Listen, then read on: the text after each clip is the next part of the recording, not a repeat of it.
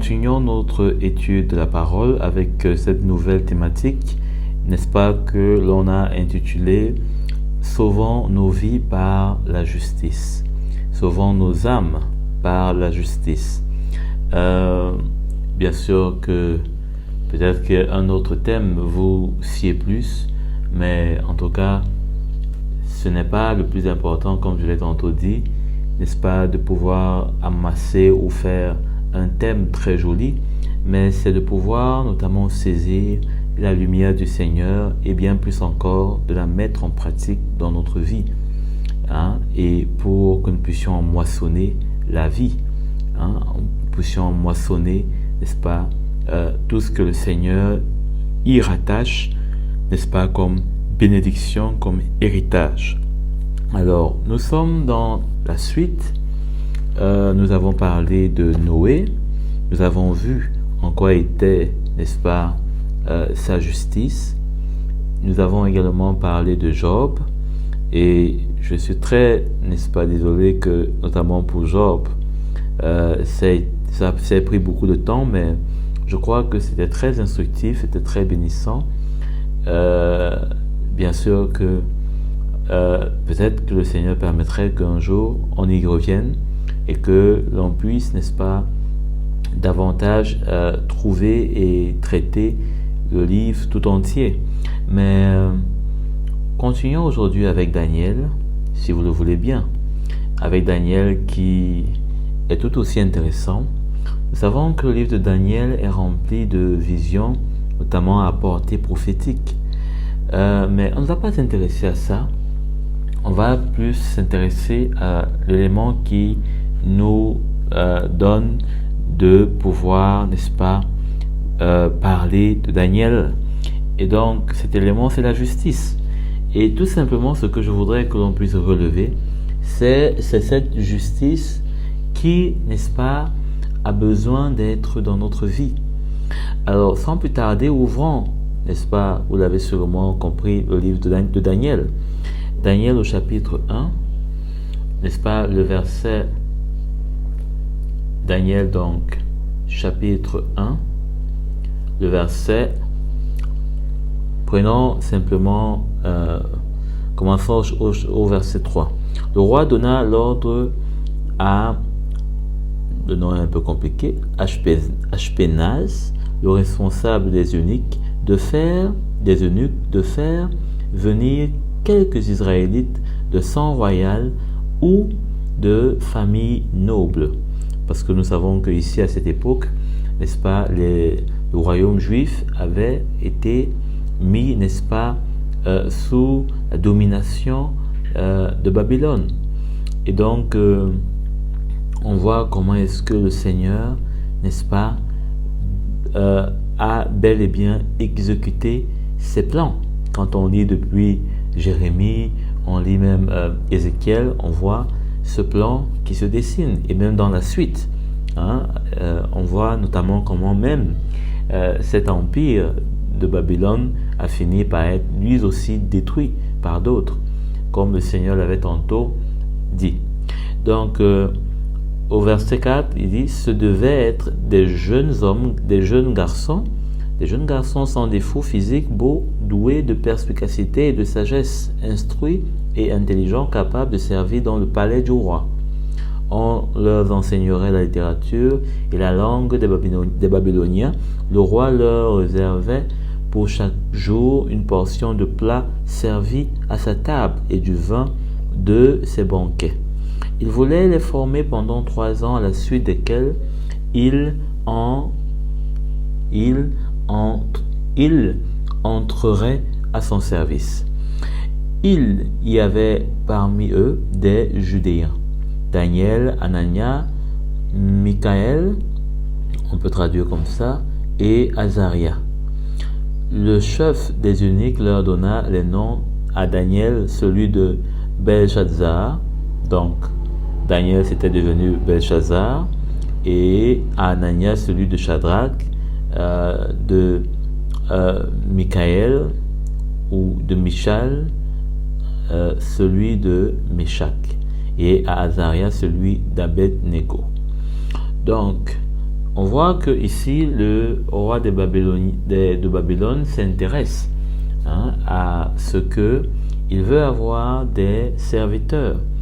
Et je pense qu'il savait que notamment les Israélites étaient de personnes qui avaient bonne réputation. Ils étaient purs par le fait qu'ils servaient un Dieu vivant, un Dieu dont, n'est-ce pas, ils avaient la crainte. Je crois que c'était ce qui, notamment, l'attirait dans ce choix. Mais il avait aussi, n'est-ce pas, oublié de comprendre que ce peuple n'aimait pas, ou en tout cas, pour ce qui devait concerner ces 4 jeunes hommes, ne pouvait pas accepter la vision que lui avait pour eux. Parce que lui, il avait une vision pour eux qui était de les transformer, de les, peut-être même pas transformer, mais de leur donner de s'accoutumer à la vie de Babylone, de les amener à devenir des Babyloniens par leur vie, et donc à ne plus être des serviteurs de Dieu qu'ils étaient. Et bien sûr que en ce moment-là, ça devait être, n'est-ce pas, une guerre, parce que là on voit simplement le monde qui veut amener ceux qui servent le Seigneur à être à leur image, à son image. On voit le monde qui veut amener ceux qui craignent l'Éternel, ceux qui vivent de la justice de Dieu, à devenir, n'est-ce pas, à l'image du monde, ce qui ne plairait pas au Seigneur. Donc, le roi de Babylone ne mesurait pas ses intentions, ne mesurait pas ce que cela devait être. Mais bien sûr que le Seigneur était en contrôle, puisque cela était le début de la chute et de la fin de ce royaume de Babylone.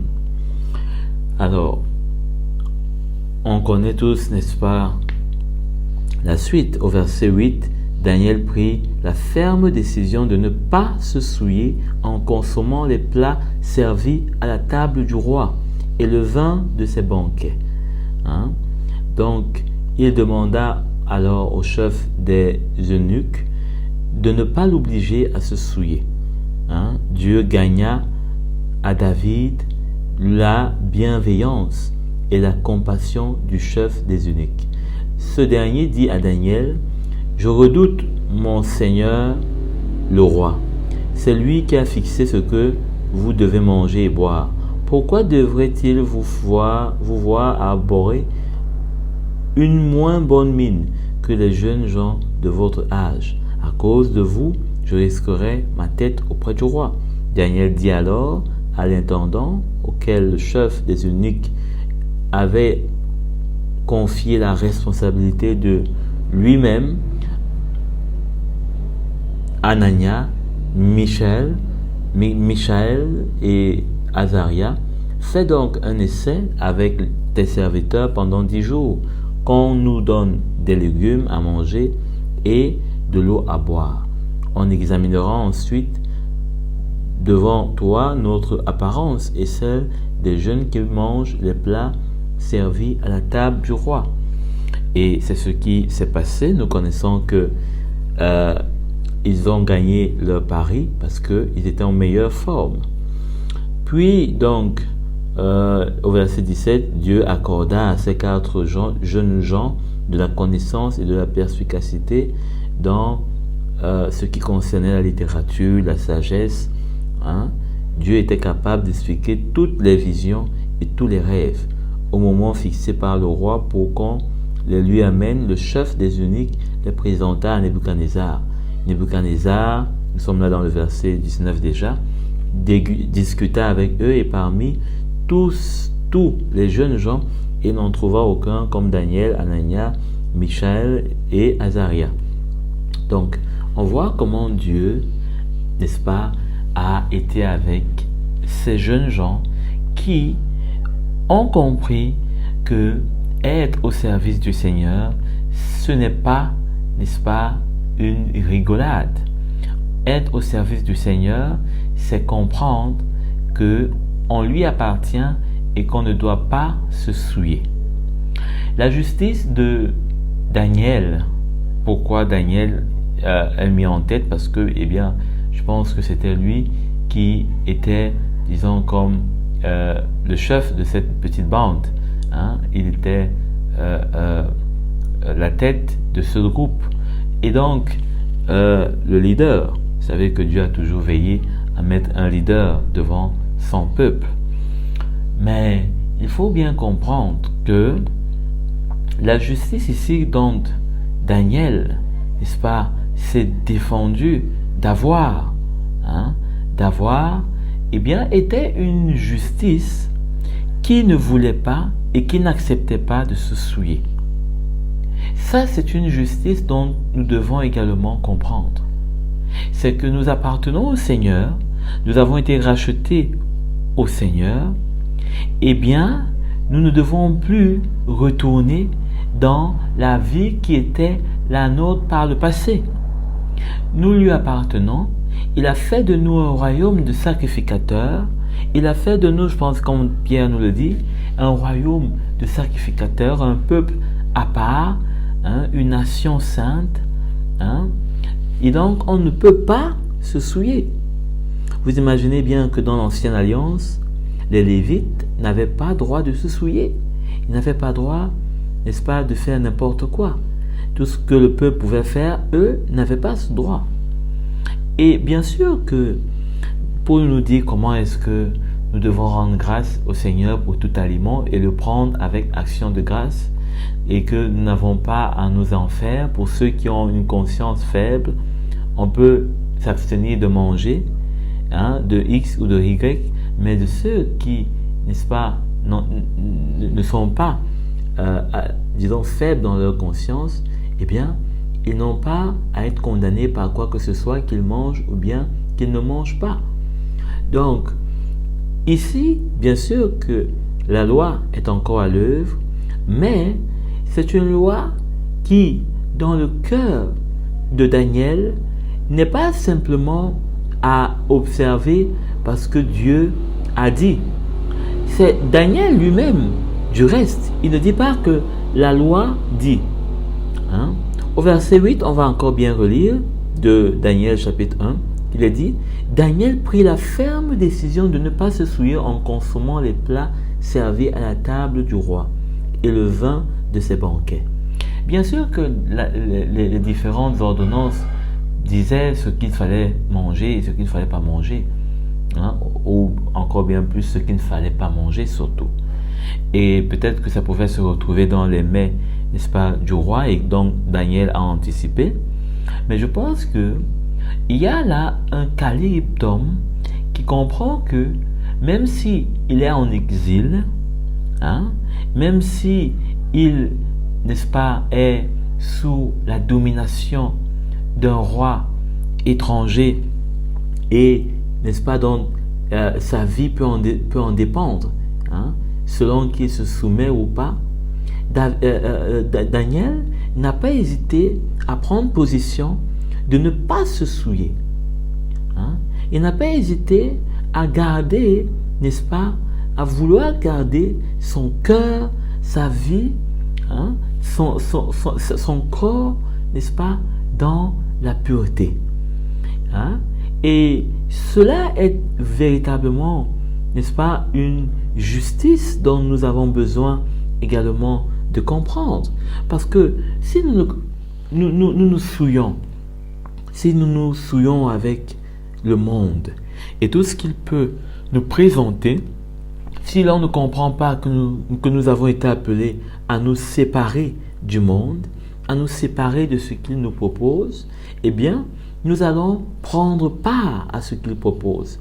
Et prenant part à ce qu'il propose, nous allons, n'est-ce pas, prendre part, nous allons être en communion avec l'impureté qui s'y trouve. Nous allons être en communion avec la souillure qui s'y trouve. C'est pourquoi nous avons besoin de faire très attention. Parce que quand la Bible nous parle de nous séparer du monde, puisque Jésus nous dit que nous ne sommes pas du monde et que nous ne comprenons pas cet avertissement, eh bien on court le risque de se souiller avec le monde. Parce que le monde est dans la souillure. Il vit en permanence dans la souillure. Il n'y a qu'à regarder la mode. Comment est-ce qu'elle est aujourd'hui dépravée? Aujourd'hui, on voudrait s'habiller sans vraiment s'habiller. On voudrait s'habiller tout en permettant que ce qui est de plus intime en nous soit vu. Regardez simplement même la façon de se nourrir, la gastronomie. Ce sont des extrêmes. Certains essayent de manger, n'est-ce pas, d'une façon, on dirait que c'est ça qui va les purifier. Aujourd'hui, on parle de bio, des tendances. Mais est-ce que manger bio veut dire qu'on a un cœur pur? Est-ce que manger bio veut dire que, on ne va pas attraper de maladies? Surtout quand on connaît que ce sont des concepts que le monde avance pour davantage engranger de l'argent. Aujourd'hui, il faut voir, même ce bio, jusqu'à quel niveau est-ce qu'il est bio. C'est plus de la marque et du donné à lire qui est plus. Mais alors encore bien plus si on regarde même la technologie. Regardez à quoi est-ce qu'elle nous expose. Elle nous expose, n'est-ce pas, à des choses terribles.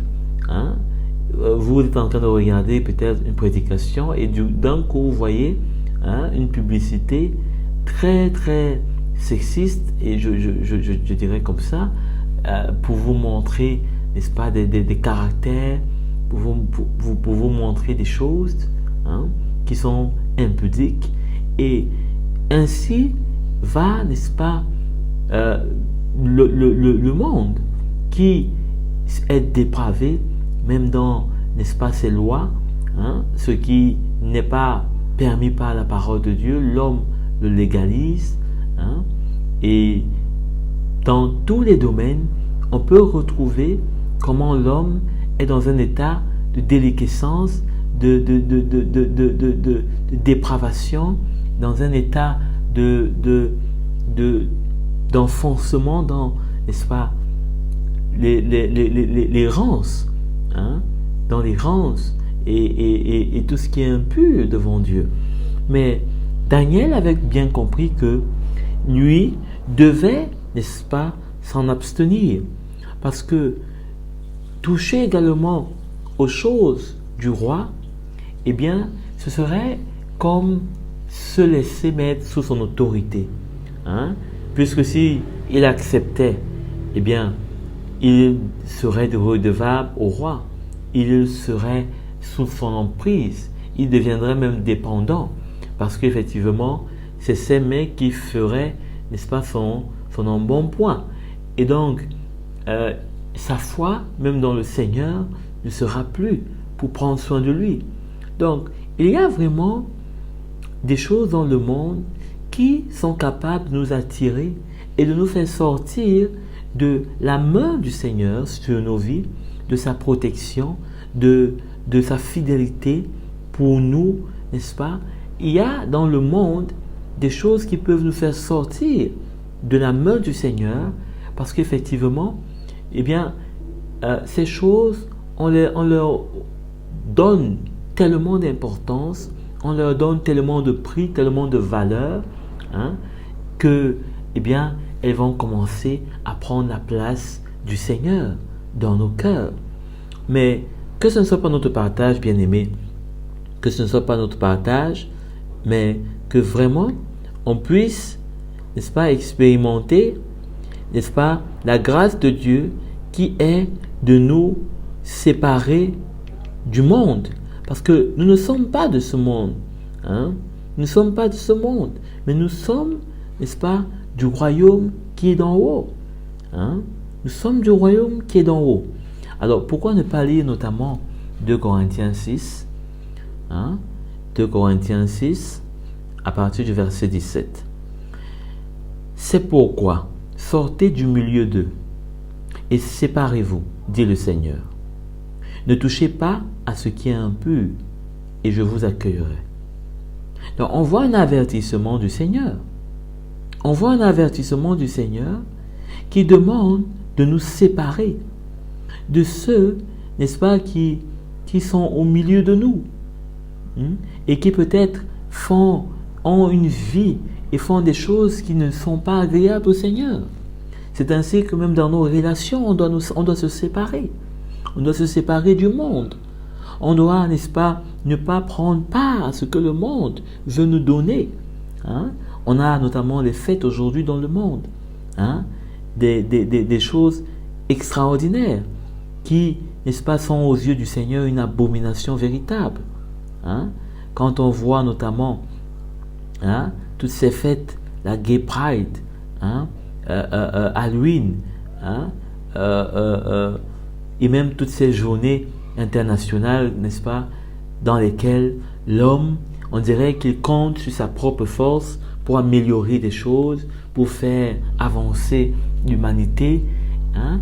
Et pourtant, cela nous plonge de plus en plus dans l'obscurité et nous met en contact parfois avec des choses dont on n'imagine même pas.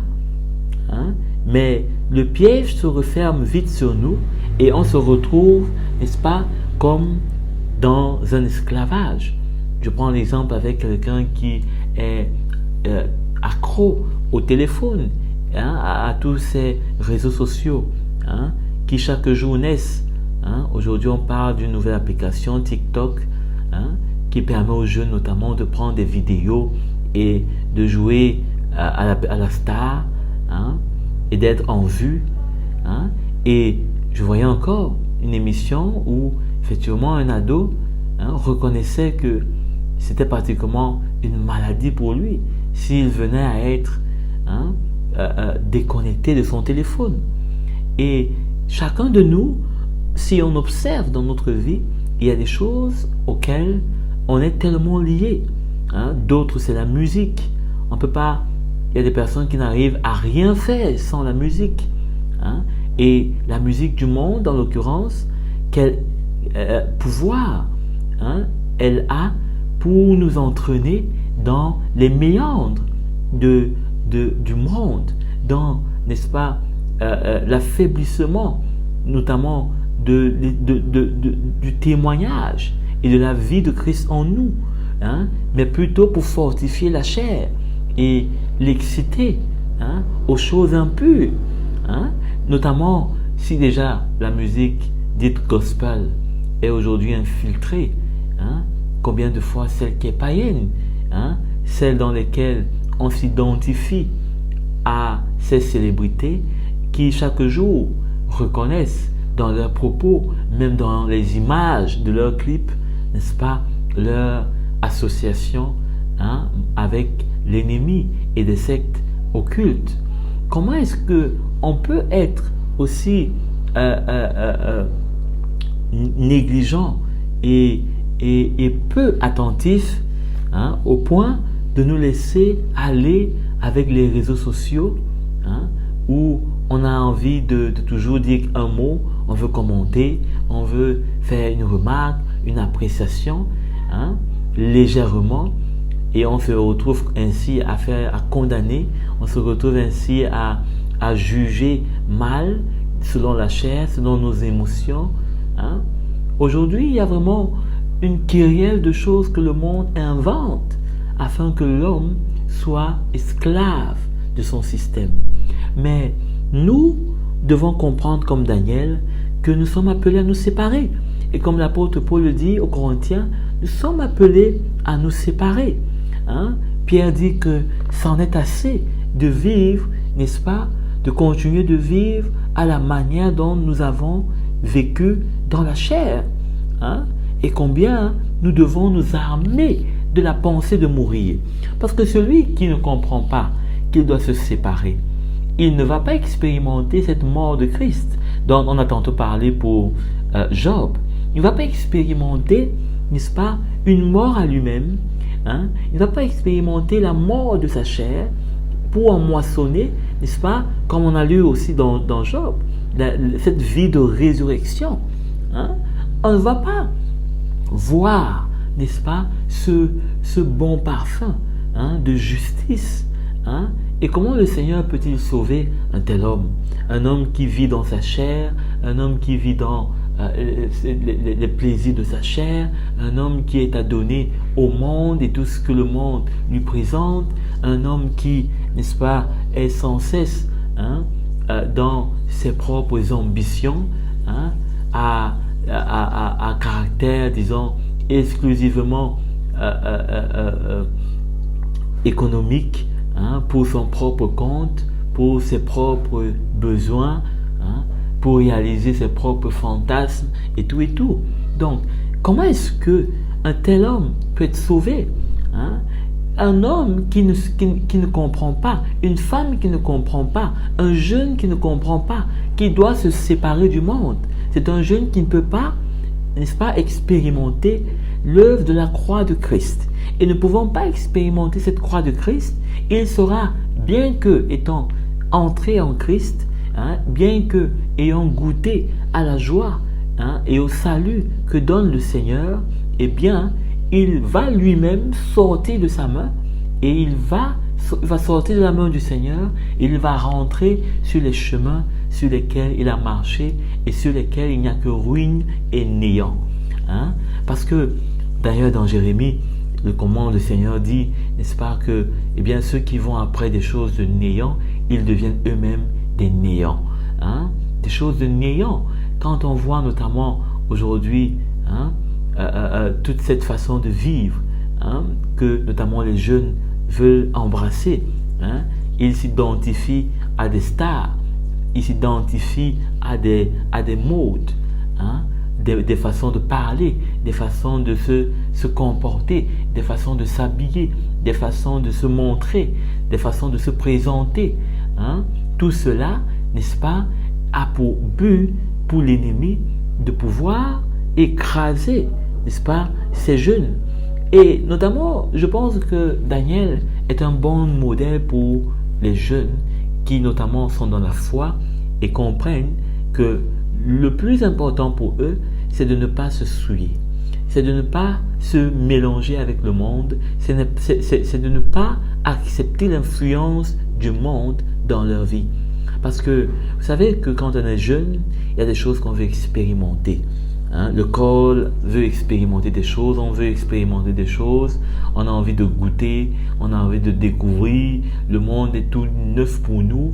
Le monde a beaucoup de choses qu'il nous présente et qu'on ne connaissait pas. Le monde nous fait des doux cils, hein? De doux yeux, avec de jolies paupières qui se battent, hein, entre elles.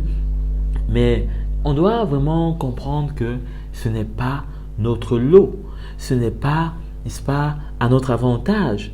Hein? Comment le Seigneur a envie de nous préserver, hein, alors que nous sommes dans sa bergerie? Eh bien, c'est en se séparant, c'est en étant séparés du monde. Et pour être séparé du monde, il faut mourir au monde. Paul dit qu'il est mort au monde et le monde est crucifié pour lui. Hein? Donc, il faut, n'est-ce pas, comprendre que, eh bien, on ne peut pas jouer sur les deux terrains. Soit on est bouillant pour le Seigneur, ou alors on est froid. Hein? Mais si on croit être froid parce que le monde est dans notre cœur, mais le dimanche on est à l'église, eh bien on sera tiède. Et ce que le Seigneur promet pour les tièdes, c'est de les vomir. Hein? Et je crois que Daniel avait bien saisi cela. Bien que cela puisse, n'est-ce pas, créer pour nous, hein, également une persécution. Parce que quand Daniel, après, dans le chapitre 2, le roi a eu un songe. On ne va pas revenir sur les éléments de ce songe, mais personne n'a été trouvé digne de pouvoir, n'est-ce pas, donner l'explication au roi. Hein. Tous étaient dépassés par le songe.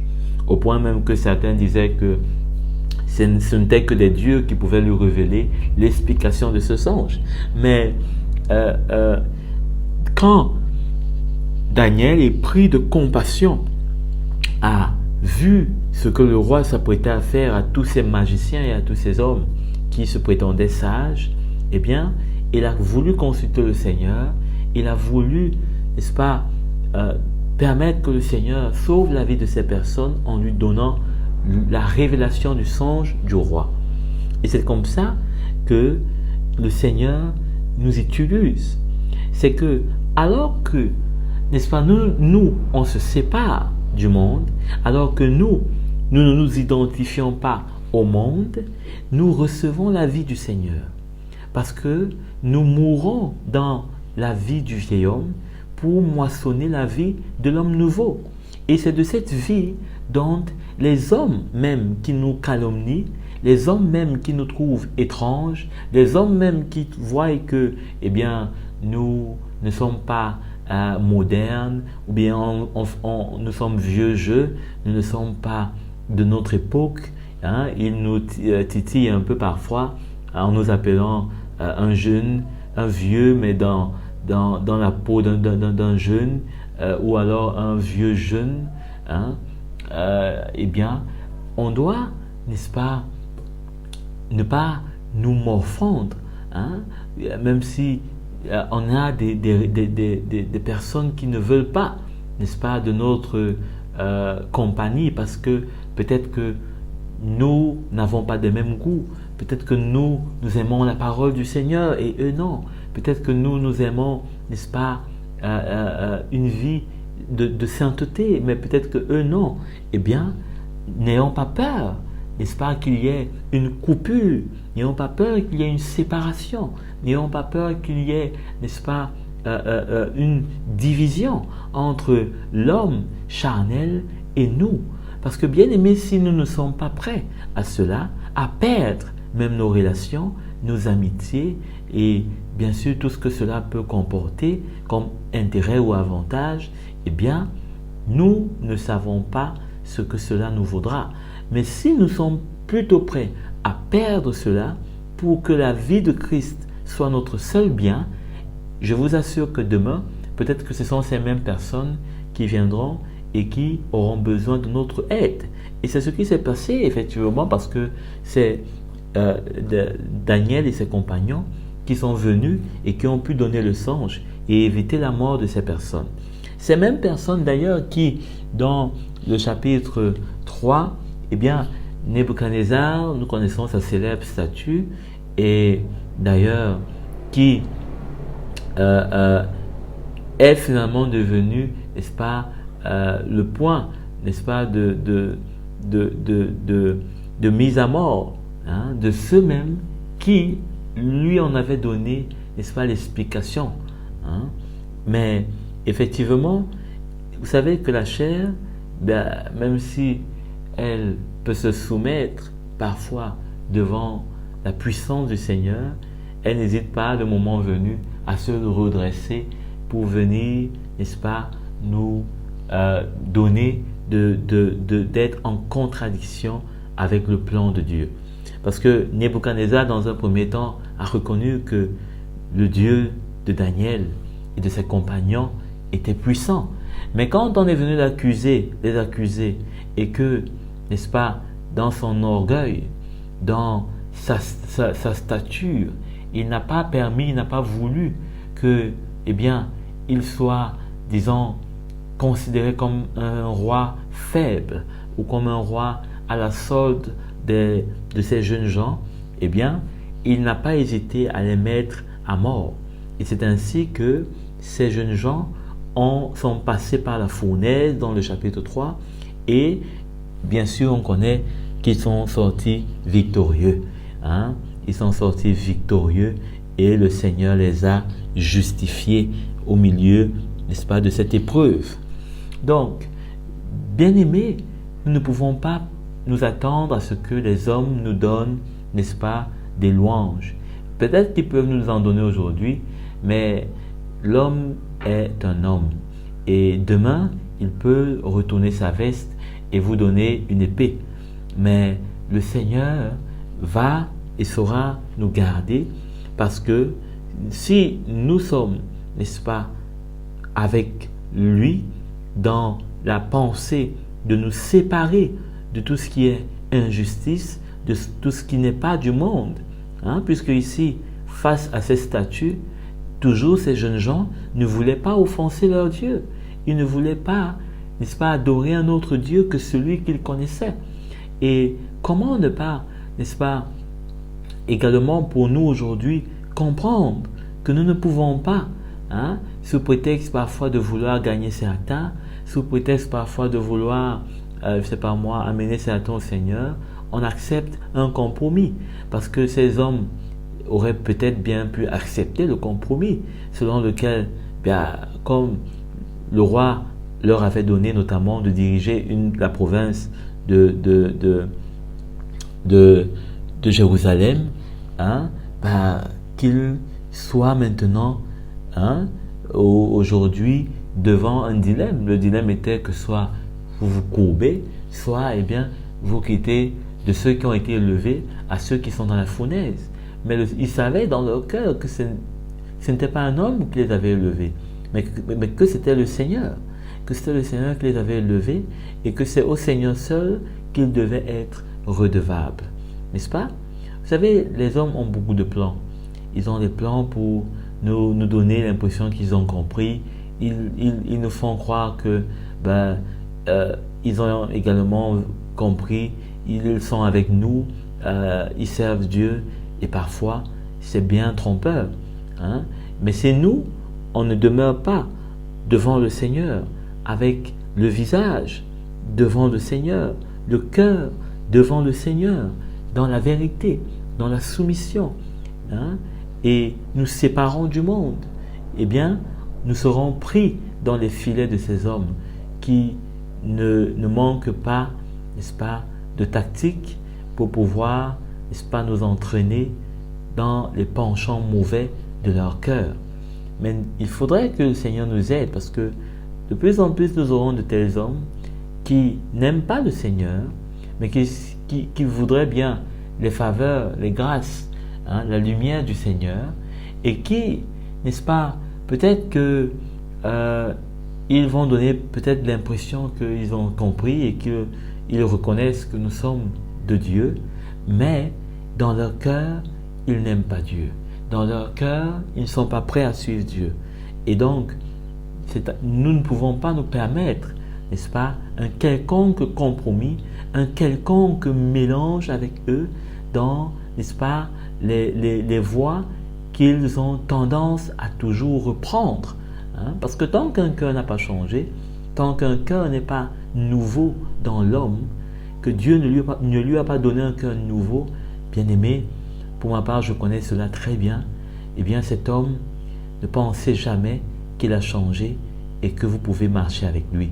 Parce que le Seigneur, ne lui a pas donné simplement un cœur nouveau. Un cœur pour qu'il puisse voir comme vous voyez. Un cœur pour qu'il puisse comprendre comme vous comprenez. Bien sûr qu'on peut, si on est peut-être des serviteurs, ces serviteurs, les serviteurs de tels hommes, on leur doit du respect. Et ici, à aucun moment, on ne voit, n'est-ce pas, Abednego ou Shadrach ou qui que ce soit, ou Daniel même lui-même, n'est-ce pas, manquer du respect à ses autorités. Au contraire, on voit qu'il, n'est-ce pas, les appelait notamment mon Seigneur, ou alors qu'il les appelait mon roi. Parce qu'effectivement, il connaissait, n'est-ce pas, que ces autorités étaient dignes, n'est-ce pas, de recevoir leur, leur crainte, leur soumission.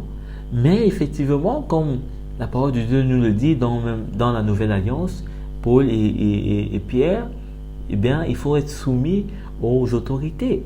Mais cela ne veut pas dire accepter, n'est-ce pas, des voies où on se perd avec eux, où on se mélange avec eux, où on est dans un compromis avec eux. Et même dans nos familles. Il faut bien sûr respecter nos parents, mais il faut faire attention. Il faudrait garder, n'est-ce pas, le ministère de l'Esprit en éveil, afin que l'on soit capable de discerner le moment venu où nous associer, ou refuser notre association, ou alors peut-être ne pas prendre part. Parce qu'effectivement, le monde et la chair de l'homme, eh bien, ne peuvent jamais s'aligner avec les voies du Seigneur. Amen. Donc, dans le chapitre 4, on voit notamment que Nebuchadnezzar, n'est-ce pas, est, n'est-ce pas, tombé, il est renversé par un autre roi et toujours, n'est-ce pas, Daniel et ses compagnons lui donnent, n'est-ce pas, cette révélation. Et bien sûr que le roi a voulu, n'est-ce pas, encore une fois de plus, faire preuve d'amadouement. Hein? Il a voulu amadouer Daniel, hein, en lui proposant, n'est-ce pas, la deuxième place du royaume, hein, parce que jusqu'alors ils étaient simplement responsables d'une province. Mais le Seigneur sait comment confronter les hommes quand ceux-ci, n'est-ce pas, sont rebelles à ses voies. Hein, parce que Daniel, eh bien, lui avait bien compris qu'on pouvait lui donner tout l'or du monde, tout l'or de Babylone, mais qu'il fallait qu'il demeure intègre avec le Seigneur.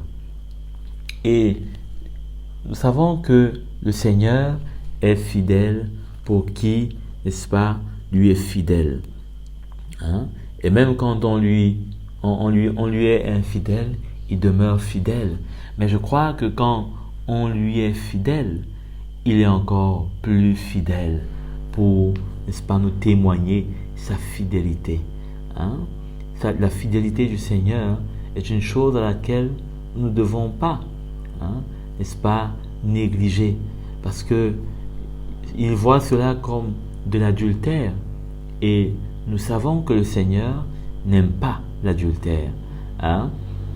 Dans les psaumes, je pense bien que David, notamment, met d'ailleurs le jeune homme, hein, en avertissement. Il dit au jeune homme de ne pas, n'est-ce pas, dans sa jeunesse, hein, se coucher avec, n'est-ce pas, la femme étrangère. Hein. Il montre, je ne me rappelle plus exactement du passage, mais David met le jeune homme en garde, hein, de comment il ne peut pas se coucher avec la femme prostituée.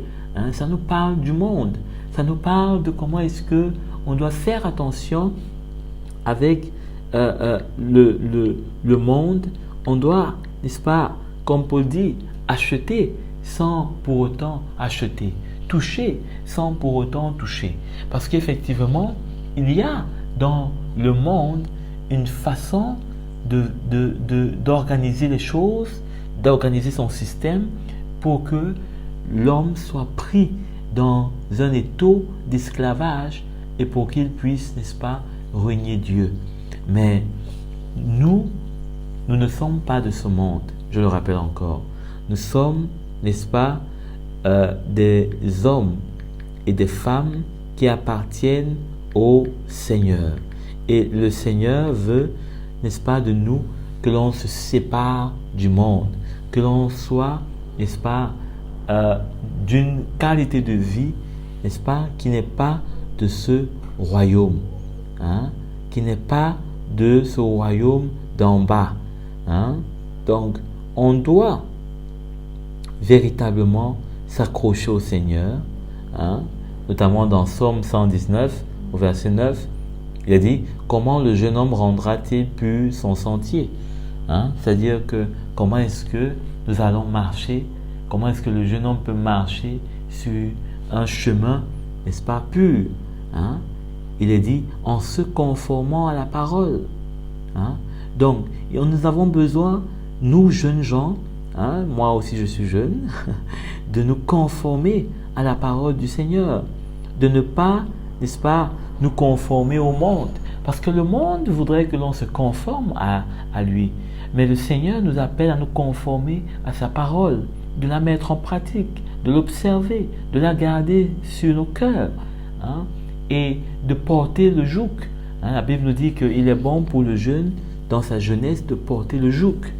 C'est-à-dire que d'accepter une séparation, d'accepter, n'est-ce pas, le joug du Seigneur qui nous amène à nous garder purs, nous amène à nous garder comme étant saints devant Dieu, comme son temple. Eh bien, cela est notre part. Et je pense que personne ne dira que c'est une part qu'elle n'a pas envie, qu'elle n'est pas bonne. Tout ce que le Seigneur nous demande, c'est d'abord pour notre bien. C'est d'abord pour notre bien. Combien sont ces jeunes gens qui parfois pour être de grands fêtards, se plongent dans la drogue, dans les cigarettes, dans beaucoup d'addictions, pour être célèbres, pour être vus des autres, se plongent dans beaucoup de vices. Mais je crois que si nous sommes réellement dans notre cœur et que nous appartenons réellement au Seigneur, eh bien, nous aurons le désir de nous séparer, nous aurons le désir de nous garder. La Bible nous dit que le juste se garde lui-même et n'est point touché par l'ennemi. Donc, si on se garde nous-mêmes, si on se préserve nous-mêmes, hommes, femmes, vieux, jeunes, mariés, célibataires, si on se garde de la façon dont le Seigneur veut nous garder, par, n'est-ce pas, sa parole qui nous est donnée, eh bien, on aura la vie. Nous serons, n'est-ce pas, comme Daniel, qui, bien qu'étant en exil, comme nous, sur cette terre des hommes, où les ténèbres règnent, mais le Seigneur va nous garder, il va préserver nos pas, il va, n'est-ce pas, nous donner sa lumière au milieu de cette obscurité, il va, n'est-ce pas, nous donner, n'est-ce pas, d'espérer là où les hommes n'espèrent plus.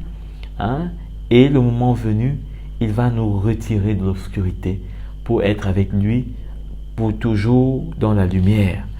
Donc que le Seigneur nous encourage, bien-aimés, que le Seigneur nous donne vraiment de comprendre cette séparation que Daniel et ses compagnons avaient compris. Et je le répète encore, c'est une autre lumière, c'est un autre visage de la justice de Dieu. C'est un autre visage de la justice de Dieu. Parce que celui qui accepte cette séparation, eh bien, le Seigneur promet qu'il va l'accueillir. Le Seigneur promet qu'il va l'accueillir. Parce que le Seigneur est fidèle pour ceux, n'est-ce pas, qui, n'est-ce pas, gardent sa parole. Parce que sa parole va s'accomplir. S'il dit une chose, il n'est pas un homme pour nous tromper, ni le fils d'un homme pour se repentir. Mais le Seigneur est fidèle pour accomplir sa parole. S'il dit, n'est-ce pas, notamment par l'apôtre Paul, quel rapport peut-il y avoir entre le temple de Dieu et les idoles? Le temple de Dieu et les idoles. Ou quelle part le croyant a-t-il avec l'incroyant? En effet, vous êtes le temple de Dieu, vivant, comme Dieu l'a dit. J'habiterai et je marcherai au milieu d'eux. Je serai leur Dieu et ils seront mon peuple. C'est pourquoi sortez du milieu d'eux et séparez-vous, dit le Seigneur. Ne touchez pas à ce qui est impur et je vous accueillerai. Je serai pour vous un père et vous serez pour moi des fils et des filles, dit le Seigneur Tout-Puissant. Le Seigneur est Tout-Puissant pour accomplir sa parole. Et est-ce que nous pouvons dire qu'il est menteur? Loin de là. N'est-ce pas que le Seigneur est puissant, il est vivant pour accomplir ce qu'il dit? S'il dit qu'il va nous accueillir, qui peut en douter? Le Seigneur va nous accueillir, bien-aimés. Peut-être qu'aujourd'hui, les hommes ne nous accueillent pas parce que nous leur disons la vérité. Nous ne sommes pas d'accord avec leur vie. Mais le Seigneur, lui, il va nous récompenser. Il nous dira, bon et fidèle serviteur, entre dans le repos de ton maître. Amen. Donc, nous allons nous arrêter là.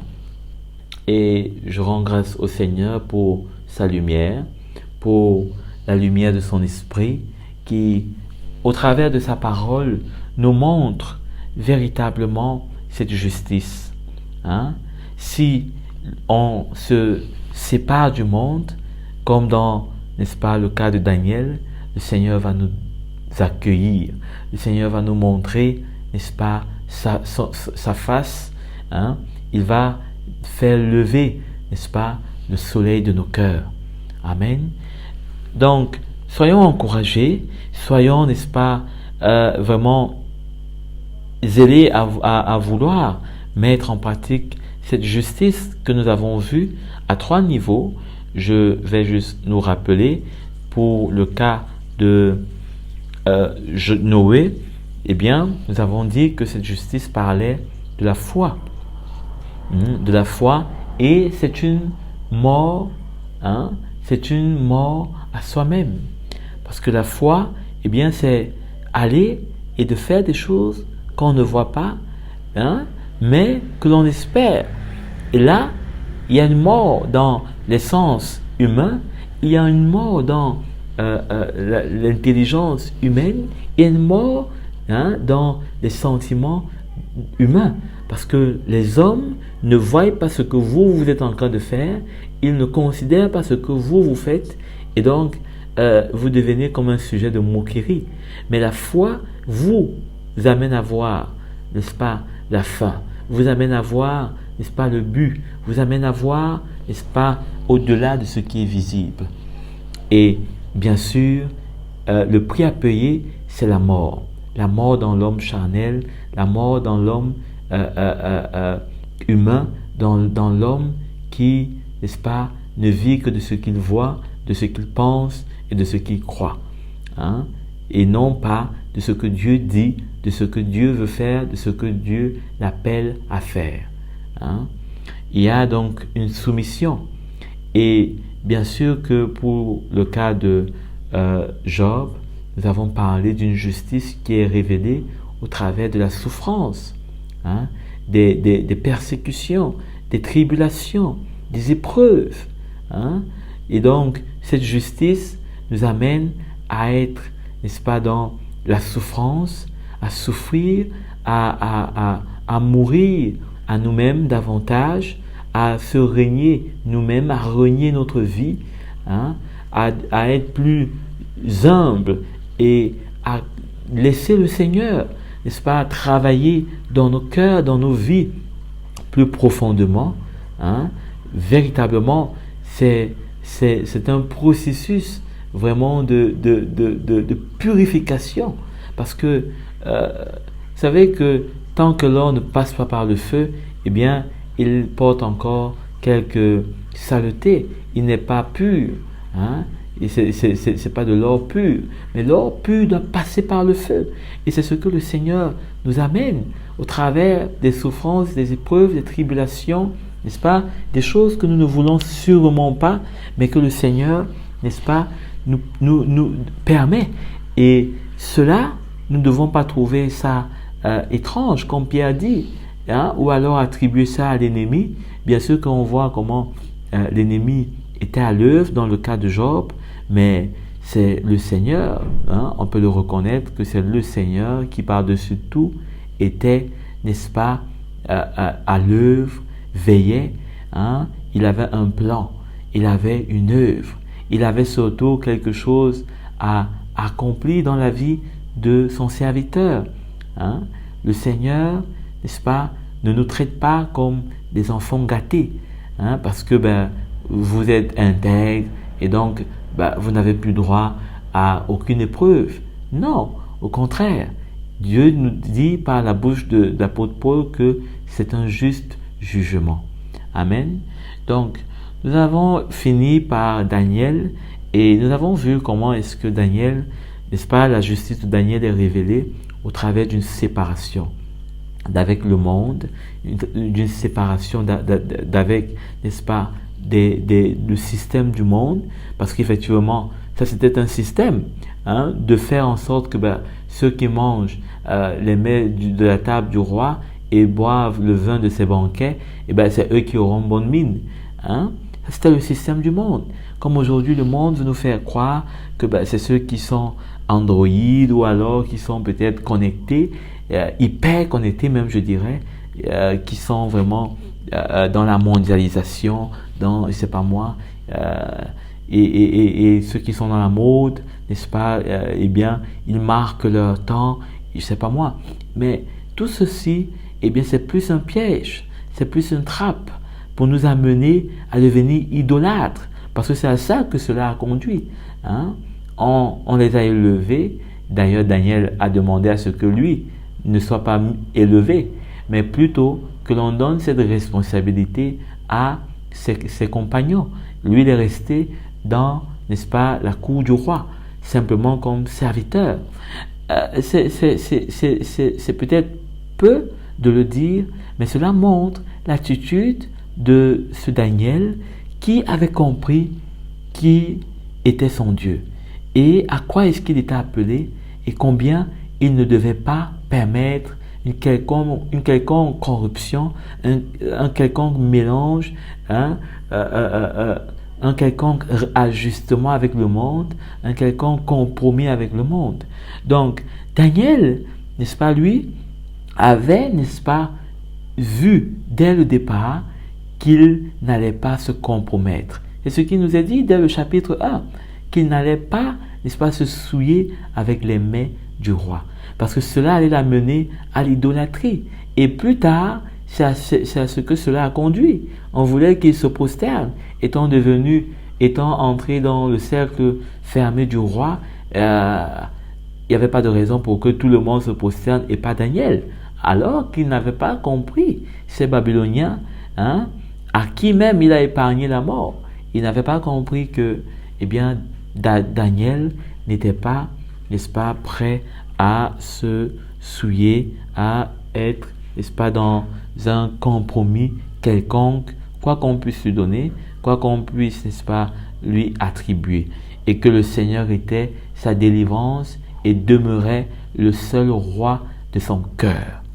Donc, jusqu'ici, je crois que tout est clair, parlant de cette justice, et autant que, n'est-ce pas, nous, n'est-ce pas, avons l'occasion, que ce soit pour nous séparer des choses du monde, des choses de la chair, des choses qui, n'est-ce pas, veulent tarir la vie du Seigneur en nous, autant que nous pouvons, n'est-ce pas, prendre part à la coupe du Seigneur, qui est cette coupe de persécution, de souffrance, de douleur, autant que nous avons, n'est-ce pas, l'occasion de pouvoir marcher par la foi, même si nous ne voyons pas, peut-être que nous n'avons pas de grands moyens, peut-être que nous n'avons pas beaucoup d'intelligence, mais là où nous voyons que la foi du Seigneur est à l'œuvre et veut nous entraîner, et donc que nous avons besoin